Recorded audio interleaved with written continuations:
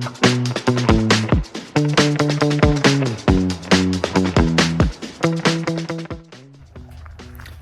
right, good afternoon, everybody. I'm out here at Folsom Lake, park K-3432, Northern California, just outside Sacramento. And it's a great park for doing parks on the air. You can pull up literally right to the edge of the water here.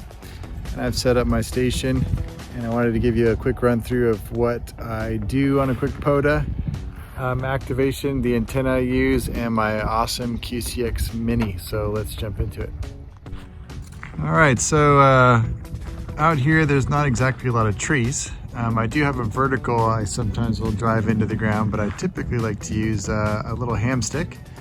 This is a 20-meter MFJ, and it's just attached to the roof rack in my truck here with a little hole I made through this plate, and it's attached to the roof rack, which is then attached to the frame of the truck inside the cab here. This is fiberglass, and people always tell me that it's not going to work all that well, but it works really well, actually, especially when you can attach it to the frame of the truck as well.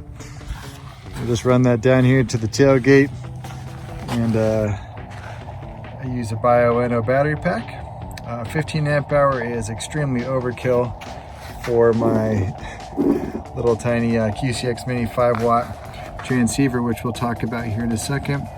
And I use ham RS or hammers. I'm not sure what you're supposed to call it, but this is a great logging tool for your iPad or your phone even. And then I typically run a straight key. This is the CW Morse key. It's really light, fits perfectly in this box back here. This is where I store the radio, the key, and my little speaker. I do operate with headphones, but for today we're just going to use this little plug-in speaker, and it's plenty loud to hear what's going on. So let's jump into the radio. So there are tons of videos out there that will tell you all the different features of double clicking and clicking all these, but I just want to talk about how awesome it is. It's super rugged. It's got options for PGT and cat control if you want to use a computer to run this, but I don't think you need it. Very simple tune here.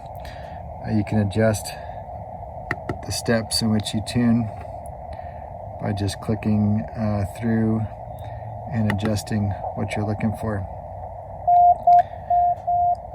This will decode, kind of. It just depends on if it's a really strong signal or not. I have it on there so you guys can see what it looks like. It works okay from time to time. If you get a strong station, he didn't even break the S meter here. Let's see if we can find a better one.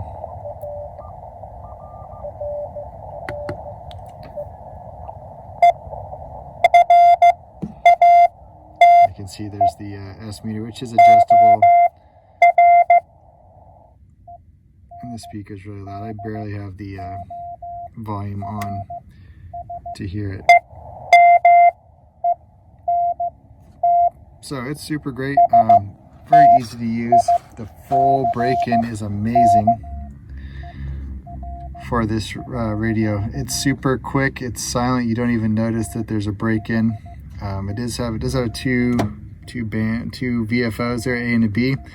But I usually just stick with this. It is mono banded, so this is a 20-meter version, and I just did a activation yesterday, 60 contacts on CW in about an hour and a half or so.